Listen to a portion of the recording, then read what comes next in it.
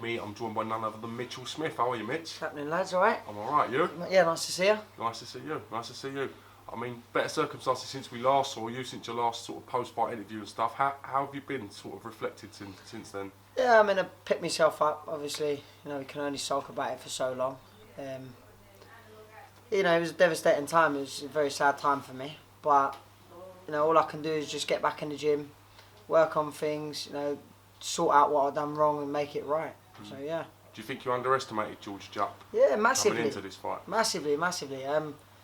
You know, when you're being talked about an awful lot and you're ticking all the boxes all the time, you know, you start to get ahead of yourself a little bit, and it's clear to see that's what happened. I've been put down a little peg, and it's time to pick myself back up. I mean, it's something I can definitely do. I think it only makes me a better fighter, if I'm honest. What's the plan? I mean, there was talk of an immediate rematch with George Jupp. I know he's got other options and things he'll probably want to do as well. But how do you go forward from that, Mitch? I mean, obviously we're going to ask for the rematch.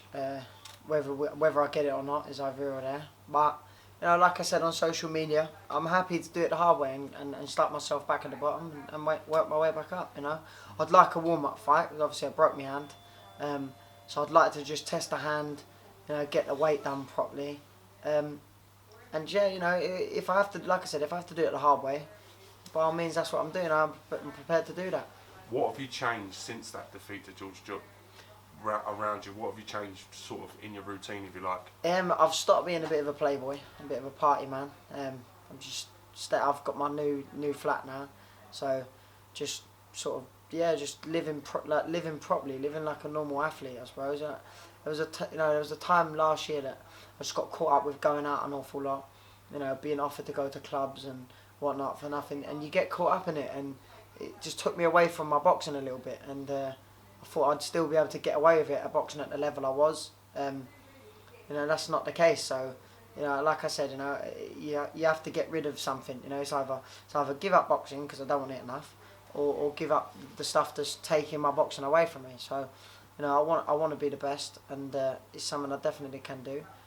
So I've got to get rid of doing what, you know what I mean, living the high life. Sustained a hand injury in the fight against George Jupp. Can you talk to us a little bit how that is and when your sort of full motion of punching will return? Yeah, I broke metacarpal. I think it must have been end of round 1, round 2. To be honest with you, it didn't really take much out of me, to be honest with you, because I was still trying to punch with it. But anyway, like it's obviously put me out a little bit. I'm back punching end of February, and then hopefully, fingers crossed, everything would have healed okay. It feels okay at the moment. I'm going to see a hand specialist mid February just to double check that everything's going to plan, and then I'd like to get out April sometime, maybe a warm up. I'd like a warm up before I fight Jupp again, just to tick everything. Does that mean just to make sure everything's in place, and then get the rematch on, fingers crossed, and yeah, put things right. Given said that, we saw Ryan Walsh retain his British title on Saturday against Darren Traynor at York Hall. Yeah. The Walsh fans were quite sort of vocal, if you like, chanting for your names. What do you sort of take away from that? It's nice to still be spoke about a little bit, to be honest with you, because, you know, as you know, when people lose, they get brushed under the carpet a lot, you know. So it's one of those things where I'm still being spoke about by the champion, you know. So I mean, fair play to the fella, man. He beat a not bad lad there. I mean, the kid wasn't too great, but he beat an okay lad.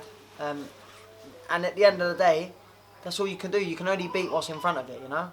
That's what he done. I don't know why his brother Michael keeps talking about me, because he's not even fighting. So I can't understand why he keeps talking about me. You know, as for Ryan, it's something that can happen in the future, definitely. You know, like I said on social media the other day, Ryan beats me on my last performance. We know that. You know, it doesn't take a rocket scientist to find that out. You know, he definitely beats me on my last performance. But everyone knows, I know, he knows, I'm better than my last performance. And as long as I get everything right and I tick all the boxes, then it's a fight that I can definitely win 100%. But right now he's got other things to be doing. I've got other things that I need to be doing. and it's a fight that can definitely be made easy enough in the future, this year hopefully.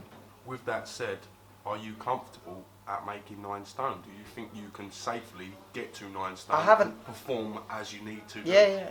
There's questions that are being fired at me. Only I know. I've been told by a dietitian, by a nutritionist, that it's a weight that I can definitely make comfortable.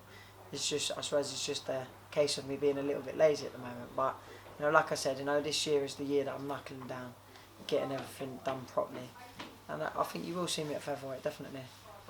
If I make featherweight, I'd like to make it for something big. I don't really want to drop down and fight for anything less than the British title.